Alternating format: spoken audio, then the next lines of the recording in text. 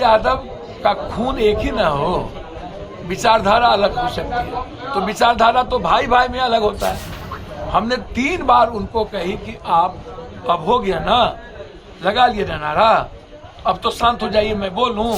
जाने के बाद हम तो किसी को नहीं बोले आप चले जाइए, सारे मुखिया, सारे जिला परिषद, सारे गायक, सब लोग चले गए। हम तो चले गए मौत में।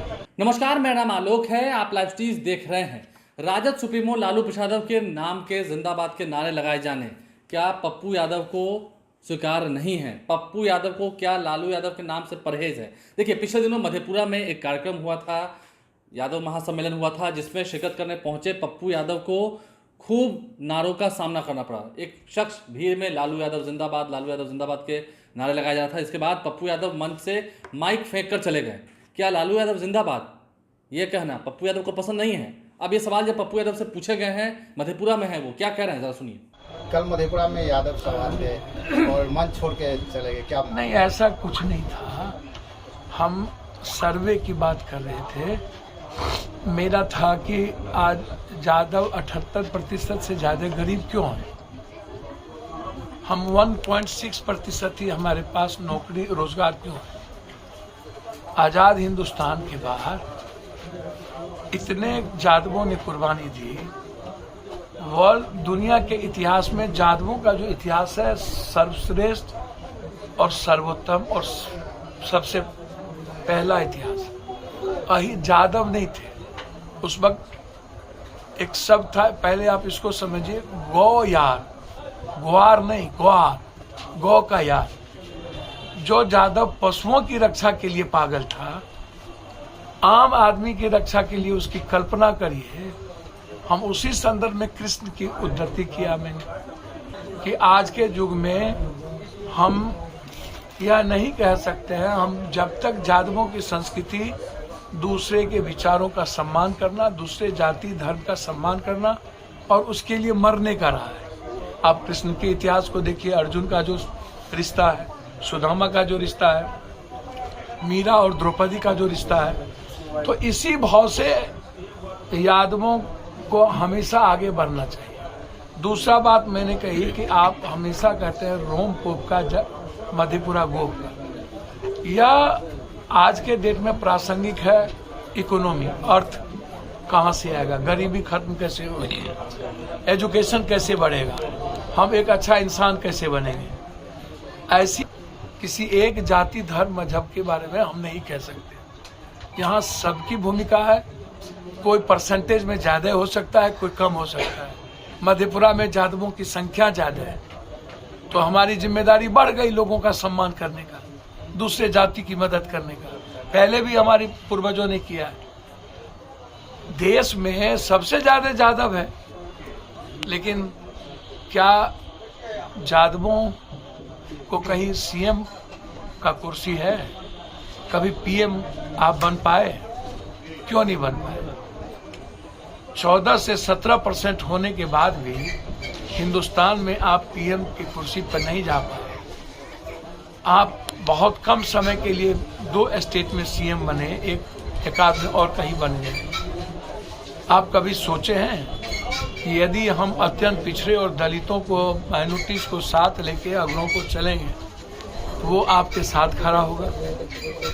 और ऐसे राज्य में जहाँ सबसे बड़ी संख्या हमारी है, हमें हमेशा, यदि 14 के बाद आप दूसरे को नहीं लीजिए, समाज के दलितों को आप अपना भगवान नहीं बनाइए, तो आप किस रूप में मुख्यमंत्री बनेंगे? दूसरी बात मैंने कही, वो यादव का खून एक ही ना हो, विचारधारा अलग हो सकती है। तो विचारधारा तो भाई भाई में अलग होता है। हम तो अब जो भी कारण से वो बचपना किया, हमने 3 बार उनको कही कि आप अब हो गया ना, लगा लिए ना नारा, अब तो शांत हो जाइए, मैं बोलूं। फिर आगे आ गया, फिर जोर से बोलने लगा। तो मेरे पास क्या रास्ता था? वहां बैठते तो झगड़े, मेरे पास तो एक ही रास्ता था, वहां से चुपचाप चले जाना। अब जाने के बाद हम तो किसी को नहीं बोले आप चले जाइए, सारे मुखिया, सारे जिला परिषद, सारे गायक, सब लोग चले गए। हम तो चले गए मौत में। कहा जाता है रोमपुर का मधेपुरा गोप का, फिर अगर गोप का मधेपुरा ही है तो सभा करने का क्या जरूरत है? मैं वही बात कह रहा हूँ कि यादव महासभा की करने की जरूरत किसी राजनीतिक कारणों से नहीं थी। ये 32वां सभा थी यादवों की। हाँ? नहीं, 31वां है, शताब्दी था, शताब्दी समारोह थी। और शताब्दी समारोह में उन्होंने निर्णय लिया कि मधेपुरा में हमको करना है।